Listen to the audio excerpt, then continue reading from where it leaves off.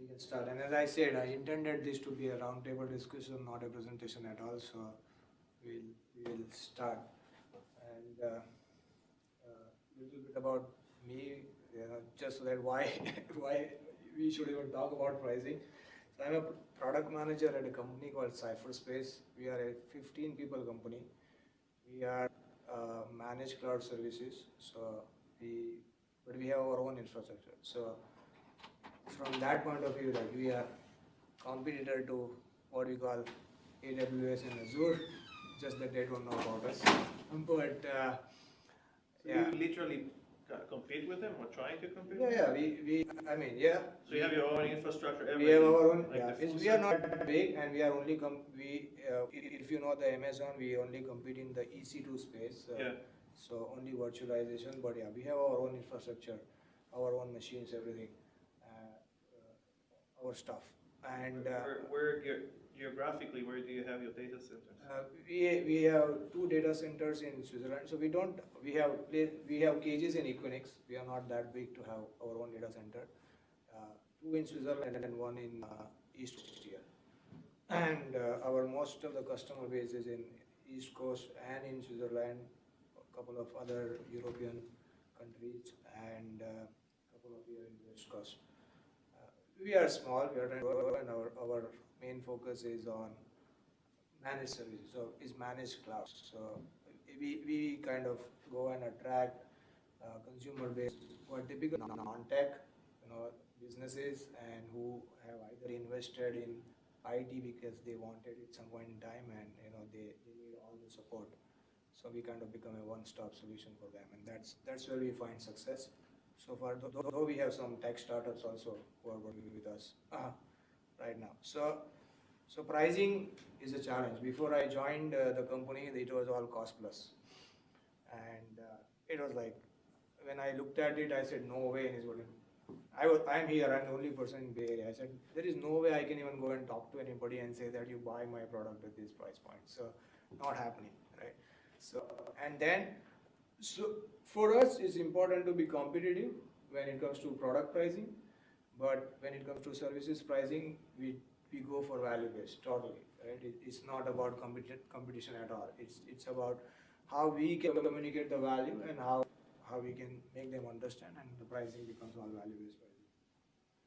Before joining them, I worked for a long time for my previous employer, but that about 8 to 9 years was working as what they used to call that time business consultant, which eventually became product manager.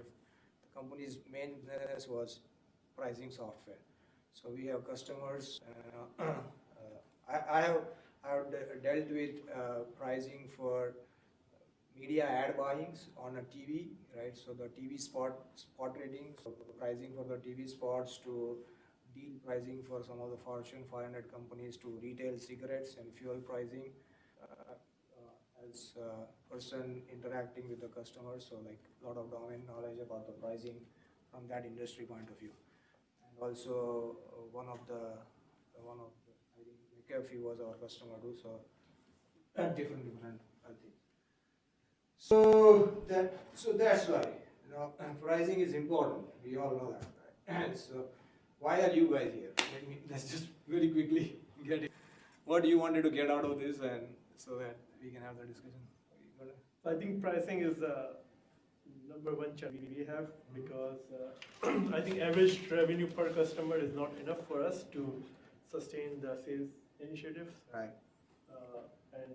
We have been figuring out, are we not charging enough?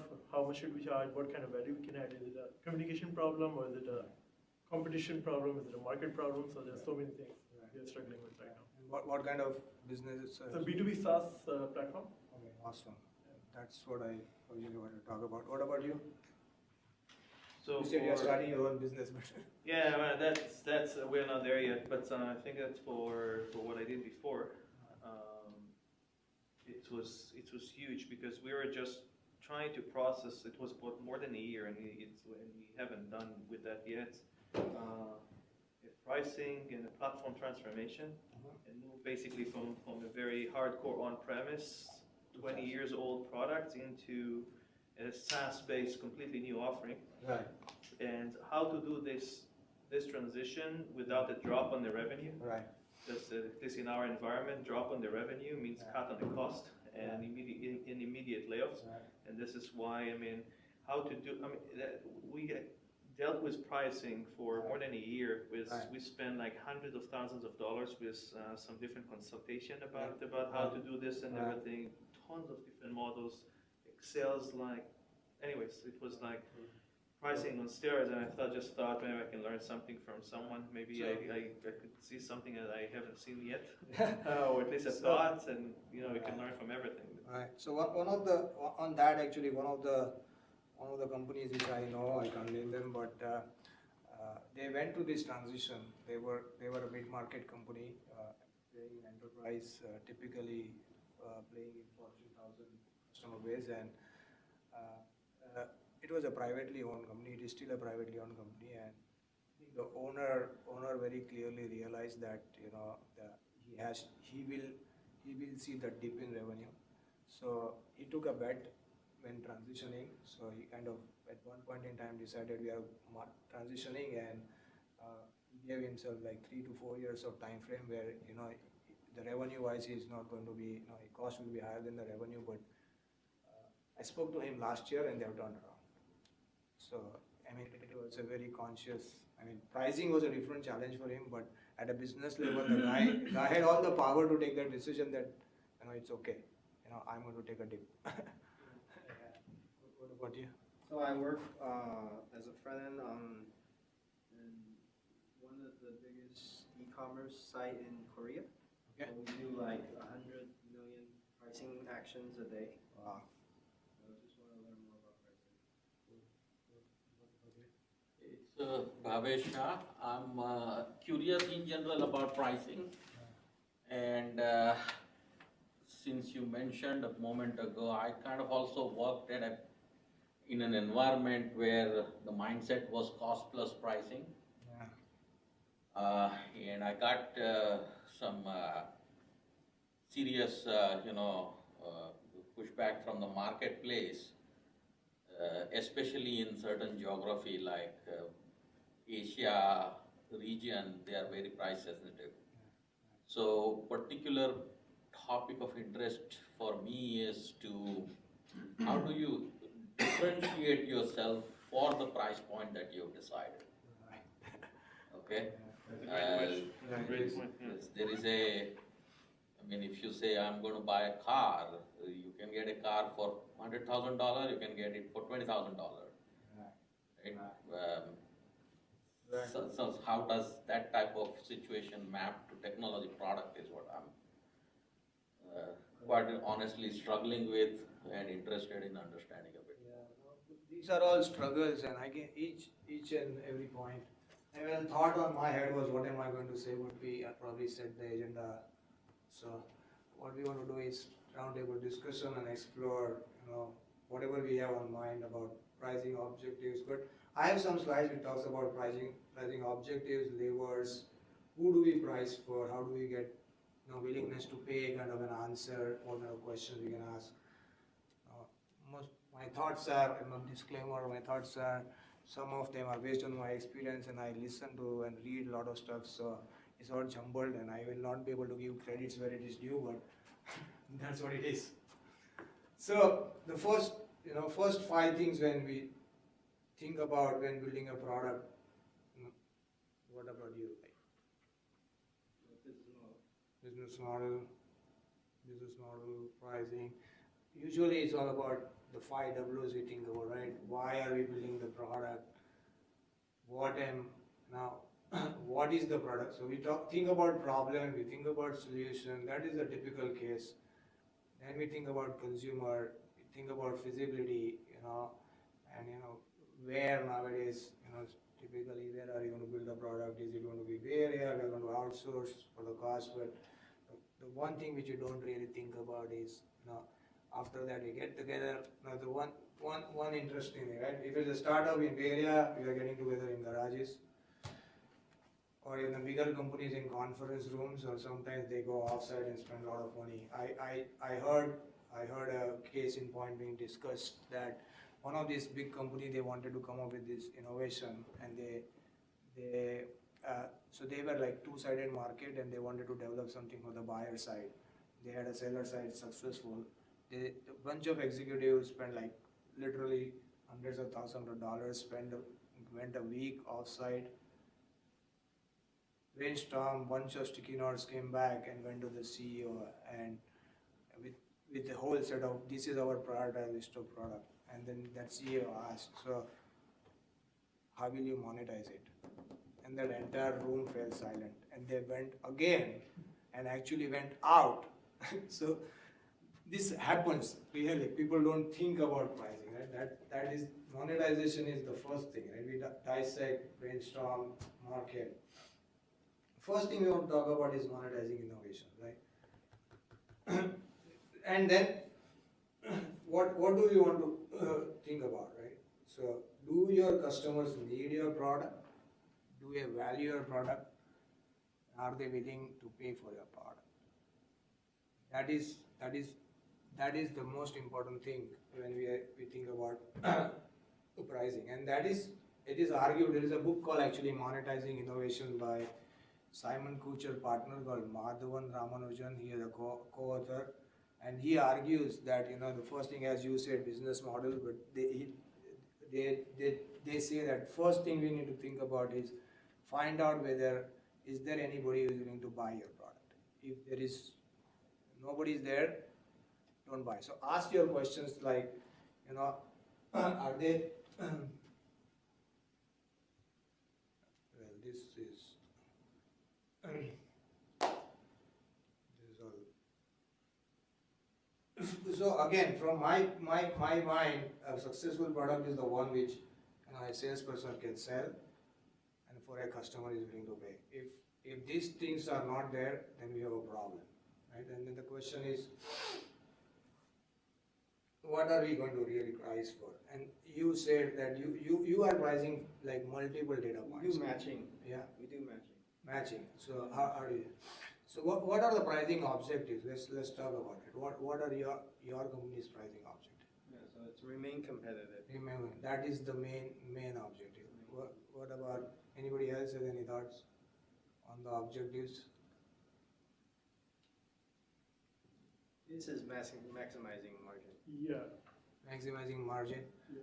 That is what you are Increasing doing. margin. Increasing margin. So it's more about like how to get more revenue by changing the price points rather than it's Yeah, less to about being have a competitive. sustainable unit economics.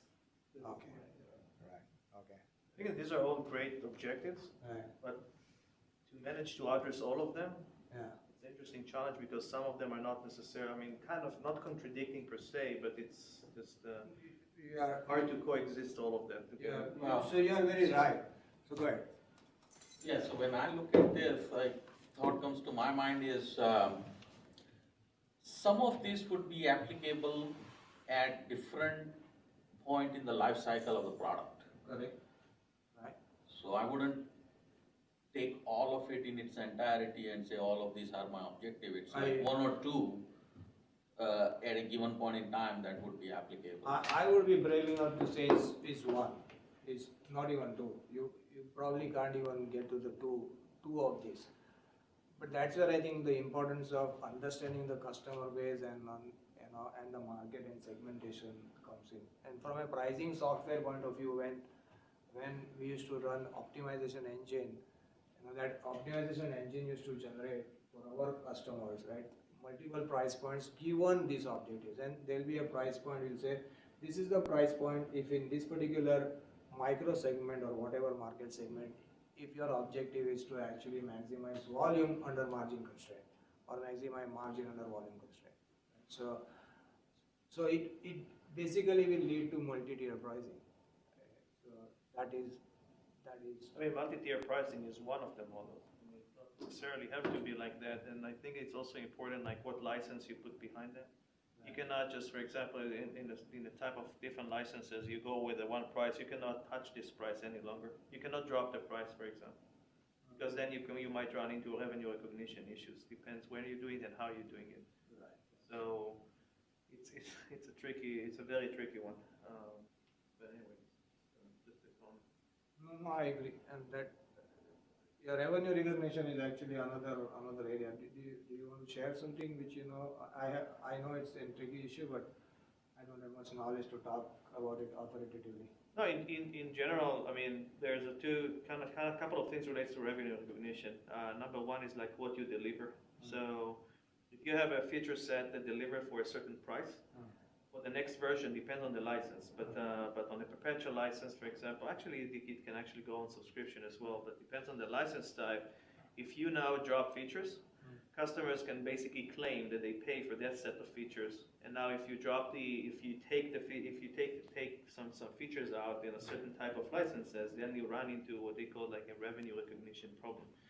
Because you cannot recognize to the books the revenue unless, I mean, again, you kind of keep going on the same value delivered. So you cannot do this, and it's the same as for price change. You cannot sell the product for $1,000 and then the next day for whatever hundreds of customers, the next day drop the price because of whatever reasons. Depends on the license. There are some license types that enable that. There are some others that not necessarily. So it's going to be a tricky one as well. So yeah, we are facing a similar problem, and what we have done is we are keep increasing the price. Yeah, we started very to low. increase the price is fine. It's fine, Take yeah. the price down. But if you don't mention your pricing on the website, then it's okay to even drop the price for new customers. So it's not. Yeah, but customers that go and like pay 1,000, and then a portion of it, let's say 20%, is going to support and maintenance, because they want to have free upgrades. Because this is again, I'm talking about a very specific type of license. Then now you drop the price. Now you drop the price, and you they can actually argue that you took some value off, and then all the potential problem starts. Depends on the terms that they sign. So it's more tied to the price flexibility, kind of gets tied to the terms and condition and at the time of sign. Interesting.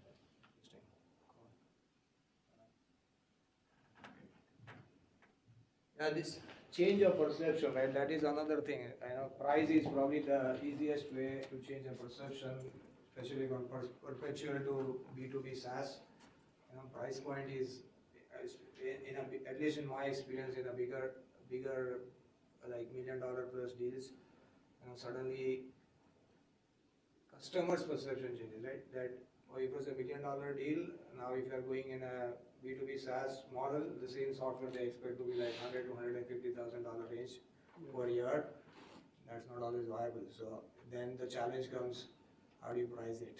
Because now perception of the customer has changed. They were willing to pay X amount, probably like 7 to 8 times more than as a perpetual license. Now you go into B2B SaaS model, and then suddenly, this is software. This is one thing. Another thing that I heard here in the previous sessions is saying that, which is a good points by again in the context of the different sessions, saying, hey, do you want to have your product more attractive and you'd be able to push it?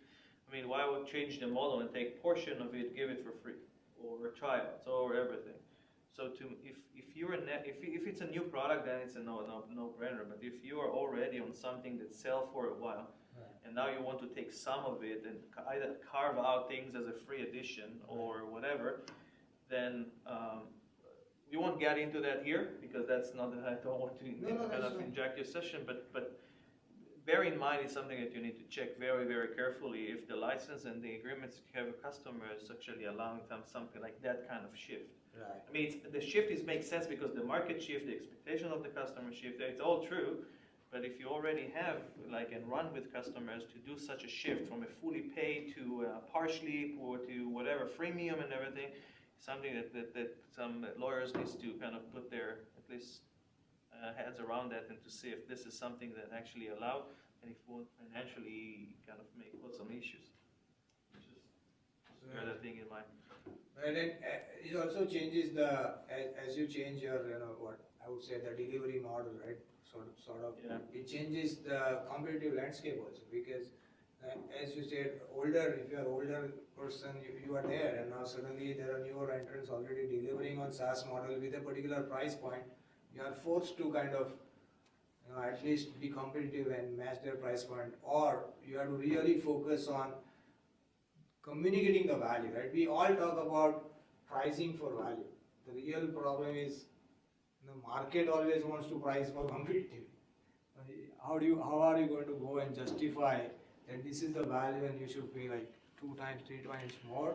That becomes a product management challenge, to be able to communicate that additional value very succinctly to all the stakeholders, and most importantly in a B2B, I think for sales. Now, if sales cannot grasp that additional value, it's very difficult to get those price points, whether they are published or not. That's my experience. Do you have In something? my case, the sales was clear enough, I guess. Yeah.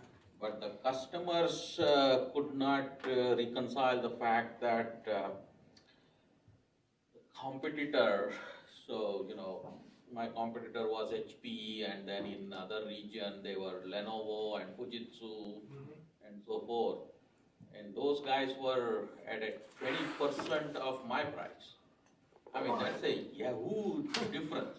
Who But are you then, who are you working for? Sorry, who are you working for? I was with Cisco at that Cisco. time. Okay. Now, that at the same time, it was not apples to apples comparison. When you start talking about the feature and the value that I was providing, it's markedly different than what any of these other guys would do. But unfortunately, the customers, when they see the dollar numbers of such vast difference, mind gets clouded. That's true. And then if the price point becomes a decision, then the whole value proposition kind of goes out of the window. Right? It all depends on what they need. I mean, for Cisco at least, I know, especially in the networking, core networking products, I personally believe that Cisco delivers a lot of additional value just by their entire ecosystem. Yeah. I used to be a Cisco consumer. I was sysadmin at some point in my life, and I never allowed my bosses to buy anything but Cisco, even if, and I paid like 3 times, 4 times more because there's a value. But to your point, my bosses for every negotiation will sit down, every purchase they'll sit down with me and say, then they'll make me like literally work hard to justify why I want Cisco product, because something was available at 1/3, if not less, as an alternative. So. Right. In my case, it was the data center solution that I was dealing with. Right. Yeah. So we can talk about with other. So for each of these objective, the point which I wanted to make is that we really have to think about it, that what's the objective for that particular market, and determine the price point. And every objective, as you rightly said, is not going to be the same. You cannot combine, maybe one or two, but not more. And we have to really think about, okay, what is the price point at which I want to get. If it's a completely new product, you are going to be the leader, right? You are going to decide the price point. And if you price it wrong, you are leaving a lot of money on the table. If you price it, wrong on the lower side. If you price it wrong on the higher side, you are not going to get the customer. I heard one example of, or heard or read about that wrong pricing, leaving money on the table. So it was about I think it was a GPS kind of company who did an innovation in their product navigation system. No, it was a company which kind of allowed some automation of parallel parking, or a guidance system for parallel parking. So they were a device manufacturer, and they sold it to one of these car manufacturer. The company itself sold that feature for additional like $5 to $10, less than $10 per car or per device. But the car company realized the importance of that feature, and they were able to sell the car with that feature at $650 higher than one without the feature. So that the device guy just couldn't capture the value, right? Which they were delivering. So that kind of boils down to probably getting the right. Now, if you are in innovation, then probably the idea is to get the right price. If you really believe that you have something which is different, which really delivers value to your end consumers, you kind of go after it. Feature pricing is another challenge. Have you guys have any experience of introduce a new feature, which you believe is cool, which you believe is you have spent time and money and energy to get new, like deliver additional value, and you strongly believe that you should get money for it, but how do you communicate? How do you price that feature upgrade? Any thoughts? I mean, isn't that based upon the R&D? The R&D that's put into developing that feature comes out in the ROI of that feature. Yeah, The but pricing is placed based upon the ROI. if you R&D will be more going towards the cost of the developing that feature, right? And Right. market does not necessarily respond to your R&D cost. It's about I'm in general against any kind of price on features. I think it's, unless your product is by definition very technical, means that your sales guys are very technical. If you go down the path of price the feature, that means that someone needs to, that means that at the end of the day, the delivered value, that means that someone at the end, like on the street, like the sales guys or the telesales guys, never mind, needs to explain like why that specific feature out of this entire thing is going to be priced. And that's a very tricky one. I think that, well, it depends obviously what's the market you're running after, what's your product look like and everything. But in general, I like more like think about how to, like what the problem you solve. It's usually a task end to end and not a specific feature. That specific feature play a role within a task that's or something that the customer is trying to accomplish. right. Try to go that path. We try to price features, even to package features, whatever. Sales could actually never be able to deal with it. I think it in the B2C, I mean, okay, not B2C. While I ask this question, I'm thinking wherever have I personally paid for a feature, right? And I was thinking myself, have I really paid for a feature additionally? And probably I have few apps which I have paid for features on my phone, but that's a different.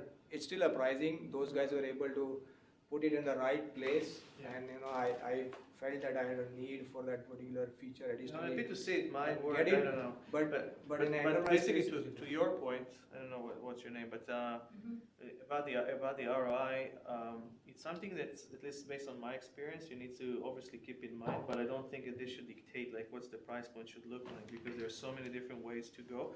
You can go volume or you can go value. I mean, there's so many different techniques to optimize on the ROI. That it's not necessarily saying, hey, here's the feature cost me X man days, which is equals to kind of Y dollars, and for that reason I'm going to price it this way. If at all, I think that's at least not the way I look at it. So for me, like innovation in a product or coming up with new feature is a necessity for any business to compete. So I don't feel right about charging for additional features because it's part of my overall value. That's how I differentiate myself from my competitors. Okay. We are better, right? okay. I would rather focus more on innovating my pricing structure Right. than to charging for individual features. For example, what we did, so we noticed that we sell recruiting software, Okay. and a lot of customers were not okay paying month by month because their volume changes every month. So for some months they are hiring a lot of engineers. For some months they stop hiring. So what we did, we came up with two interesting solutions to solve this problem. One is pay-as-you-go model, like you pay whatever you use for smaller companies. The other was we said, okay, don't pay monthly, we only charge you annually. So you can estimate like how many people you will hire in next 12 months, and then you pay for that. That gave us a competitive advantage.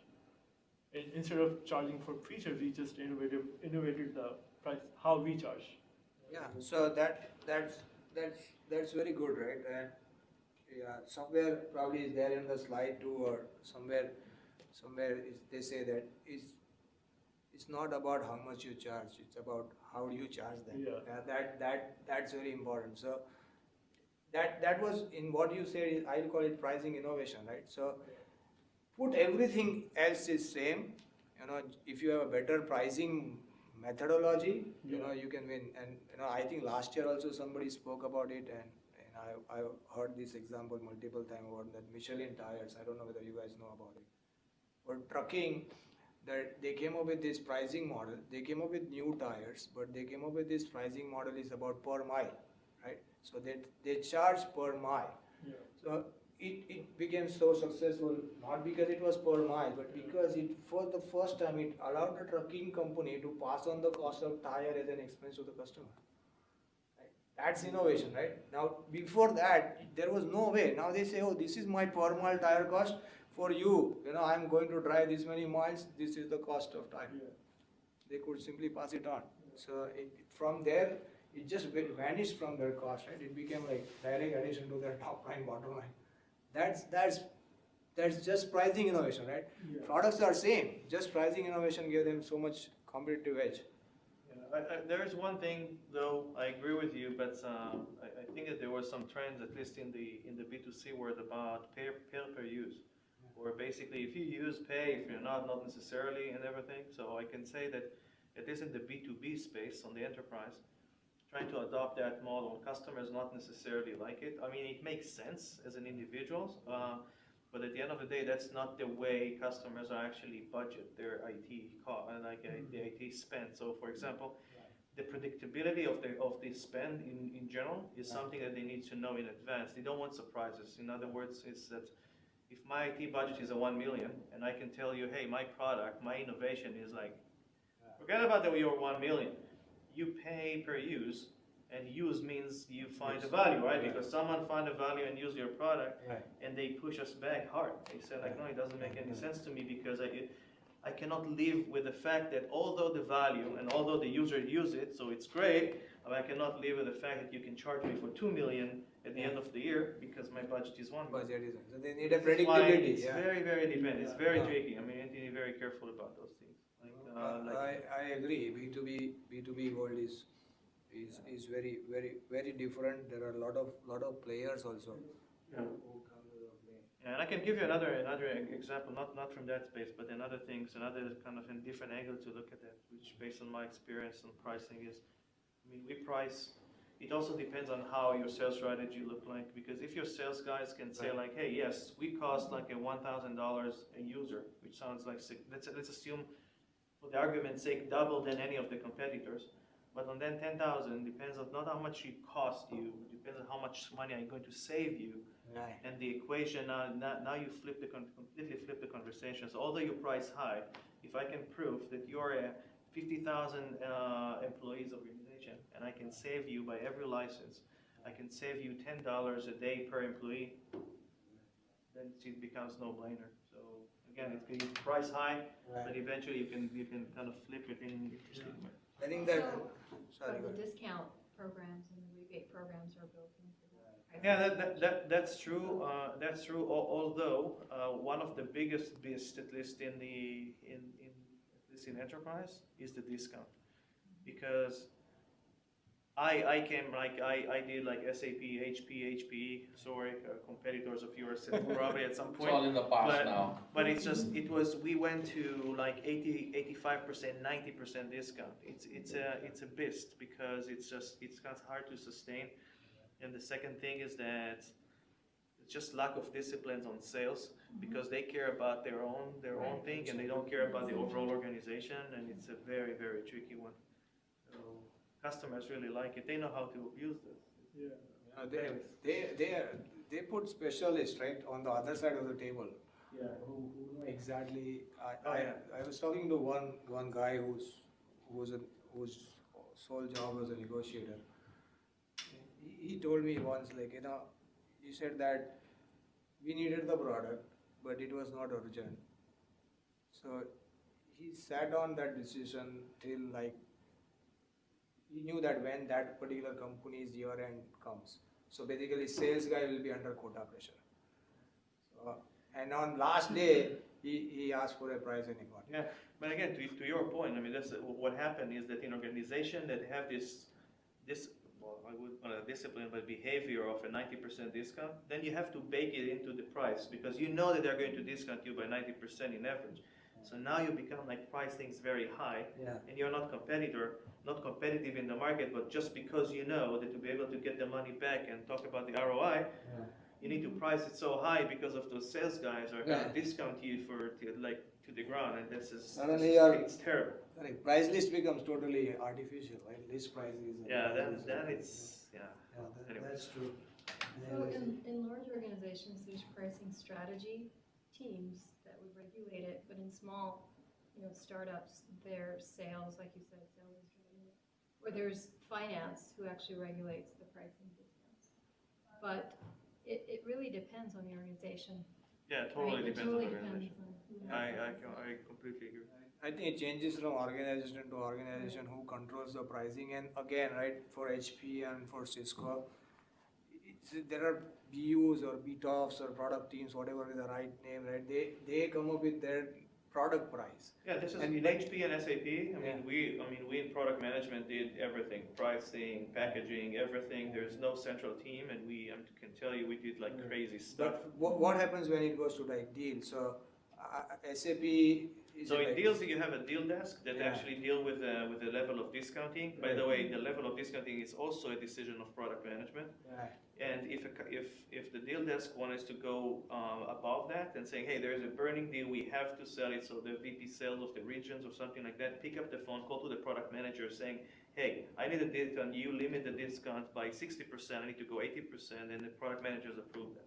Yeah, but then that's another part of the pricing, right? That when you are setting the pricing and the discounting level, you have to kind of be aware of all these things which are going to happen in the field and pick the right price so that eventually you don't. Microsoft, by the way, have way more discipline. Like as a large organization, they have a pricing team and they crunching numbers all day long. This team, they're specialized and they're doing it in a more professional way. I can tell you that the first days of like product management, as a young product manager like 20 years ago, I was like, hey, you decide the price. And like it's almost irresponsible to give it to me. Seriously, like, are you crazy? I know nothing about price. Long time ago. Okay, so what are the other support early adopters, encourage product upgrades? So these are other things which at least in my experience I have seen. So in my recent company, which is more of a cloud, we sometimes get customers who have willingness to pay, who have their own business model planned out, and then they come us and say, we need some support right now. So we have to think about how to price it. It's more at a deal level or a negotiation pricing, but we have to make sure that we price it right so that we can retain them and then go that.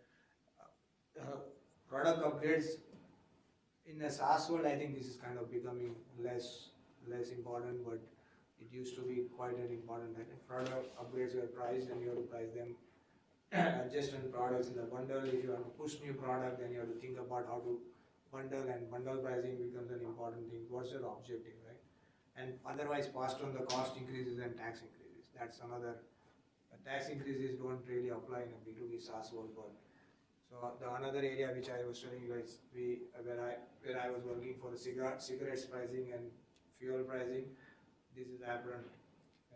Tax increases happen, cost increases are on a daily basis, cost changes, and you have to pass it on the consumer. So pricing team has to think about how to deal with it, because especially in fuel, we all know it's completely transparent market. Competitors know your price, consumers know your price, everybody knows everything. How do you price it right so that you don't lose on price? Many companies, by the way, the prices is not public, you don't know. Yeah, most. So it's actually one of the most confidential things that you should never ever show to your customers. But It's kind of changing depending on the space. You publish your price sheet, right? The list prices are known. The list prices are known. I mean, Sort of. how can you not? Sort of. No, that's the holy grail of this. Like, I can tell you on the companies I work for, I mean, you never show the price list. You're not allowed to actually. It's not something that you share with your customers. Not even list prices? Not even list. No, the list you can talk, but anything else is obviously not. Yeah, obviously. Well, yeah, I mean, from that point on, your discount, etc., volume discount, all of that, Yeah, then you have those a are all whole- nuances Exactly. that takes place during the discussion. Yeah, what I'm saying, my point is that it's nothing that customers can download. That's just what Oh I'm yeah, yeah, yeah. You don't make it easy Yeah. for customer and more importantly for your competitor to just get your ledger Yeah. and then start working off of that at their end. Exactly. That's understandable. But in some shape, size, and form, if somebody calls your company number and say, "I want to buy this and product that you are selling, how much is it?" Yeah, then, You gotta tell them. then you definitely tell the list. That's true. So to that point, actually, one of the actually my earlier company's customer, one large customer who always used to deal with long, like 10-year contracts. Typically, their contract size would be 10-year, and obviously then it was multi-million dollars.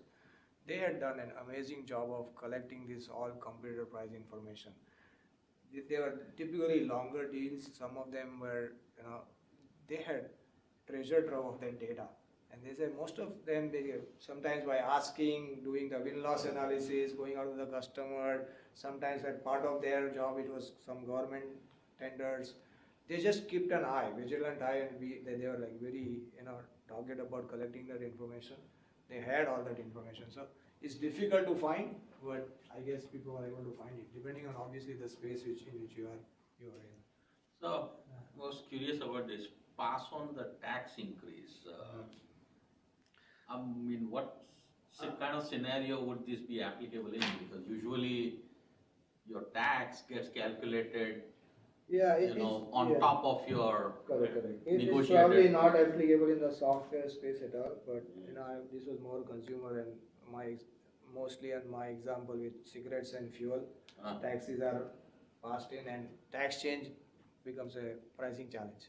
How do you pass that on to the consumer? You have to, but then then the game is like at what margin point I should, because if the tax increase is too much, there will be direct margin pressure from tomorrow onwards, assuming that the tax change, because you cannot jump up your prices by like 10 cents, 20 cents or whatever. So how do you spread the, it becomes a pricing decision, and how much hit you get on the margin and stuff like that. And I don't know, there's another, taxes, they play an important role. I don't know whether it's really pricing or not. So one of my current company, one of the last two deal we lost was, the reason given to us was pricing.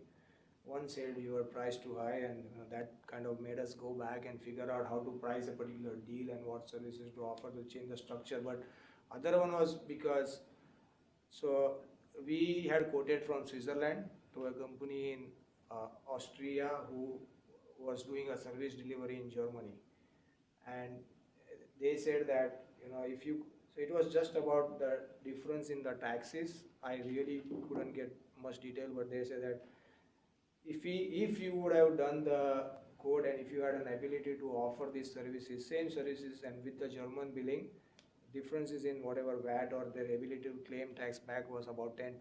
So that 10% turned out to be a significant number for them. So the price-wise we were competitive, but plus taxes, right? We always say this plus taxes. The price change because of the different countries and regions. I mean, that's okay. Everyone is doing that. You have no other other ways to do business. If you go global, then you have to count in currencies, and currencies difference. I mean, because it needs to be equal. Sure. Yeah. Right, because the dollar is not equals to the yen, right? And if you sell in Japan and you sell it in the U.S. and you have to sell it because it's competitive, the competition law, never mind.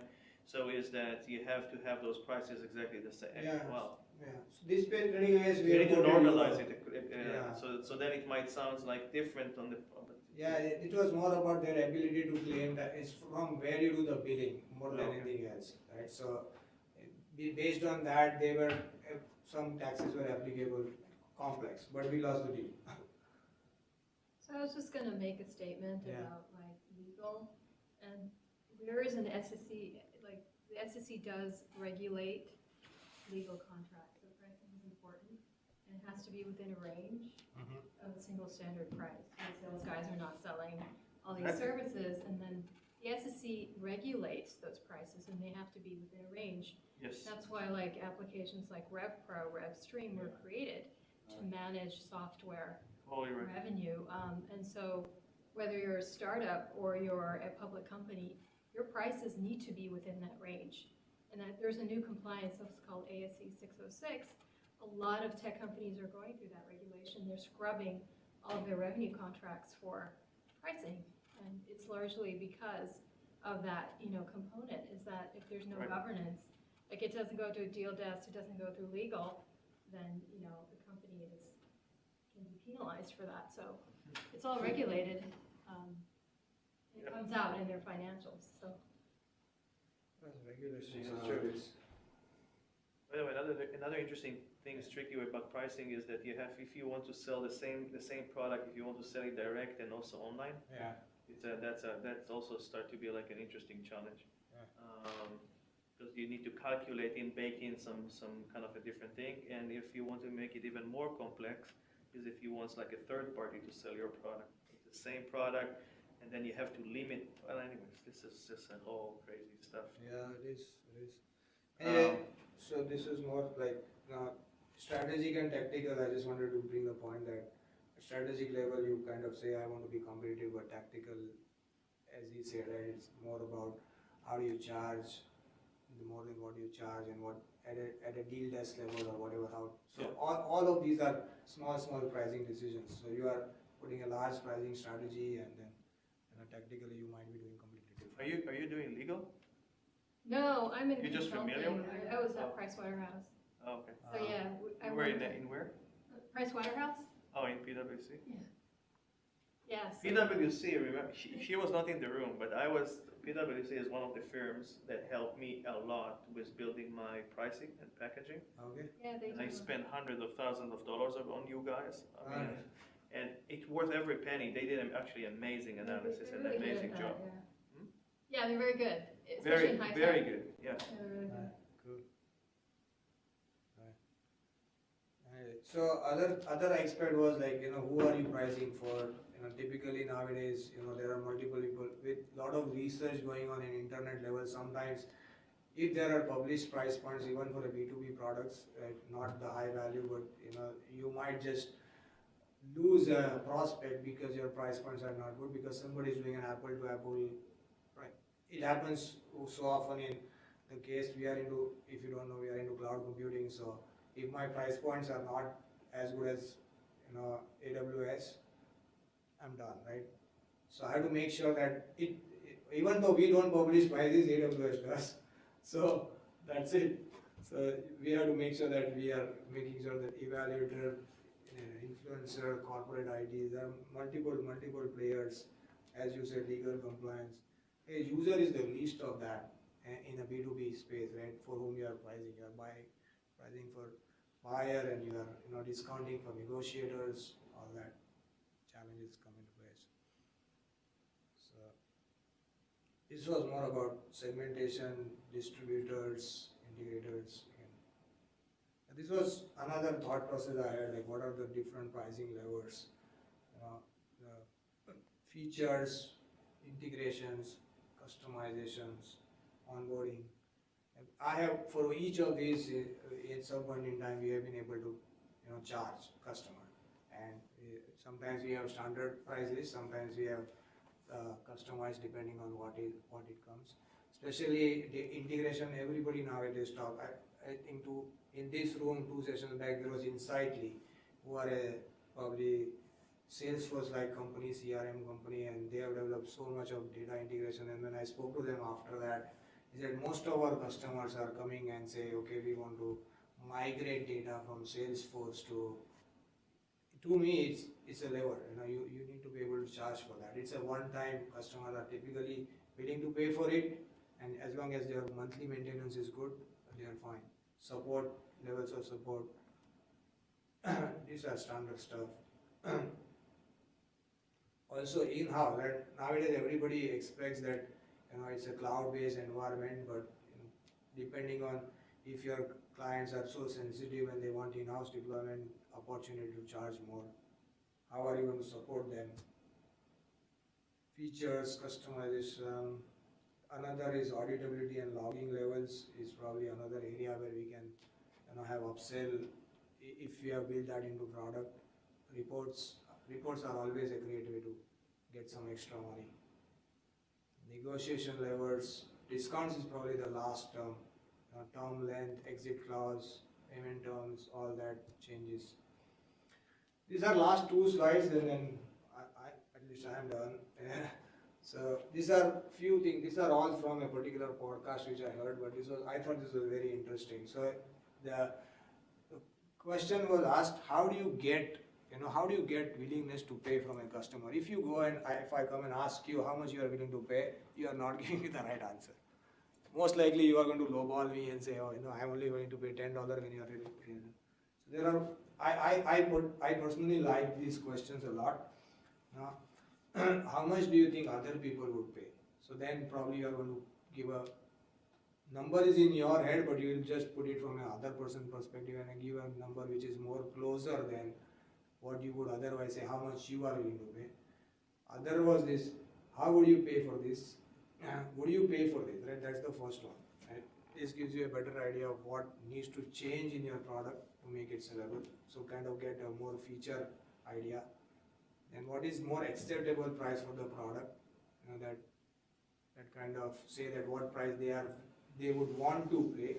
But and if you ask what is the expensive price for this product, that is probably gives you the more willingness to pay. That they are willing to go this much to pay for your product rather than that. So it's a different way to present, especially you are doing a research based for pricing. And what is the most prohibitively expensive price? This is the price point where you are going to say that nobody's going to buy it. I mean, typically you get that kind of answer. So I thought these were like good question to ask. And another important, this was also a good technique. So Insightly, which was a CRM, you kind of say relative index. So, you say if there was if that guy Insightly is selling to a Salesforce, you ask if the customer is a Salesforce, and if you are willing to pay $100 for Salesforce, how much would you pay for these products? So it kind of gives a relative index and kind of puts a better quick and dirty answers for getting the pricing information, especially you are in a price setting process. The most difficult part for me is like first time you are setting the price. What is the right price? And the best way is to kind of talk to people and kind of get competition. Obviously, is a reference point, but yeah. And in the end, you want the price for the perceived customer value, in my opinion, which itself is a very fluid concept. It oscillates from desire to perceive. Every customer perceives the value differently, and it changes the willingness to pay. So it leads to segmentation pricing segmentation more than market segmentation. That's it. So that was the thought. I hope this session was a bit useful and we all got something out of it, if nothing. Good discussion. I didn't expect to last for 45 minutes, but it did. Because thanks to you guys, because you all talked. Thank you.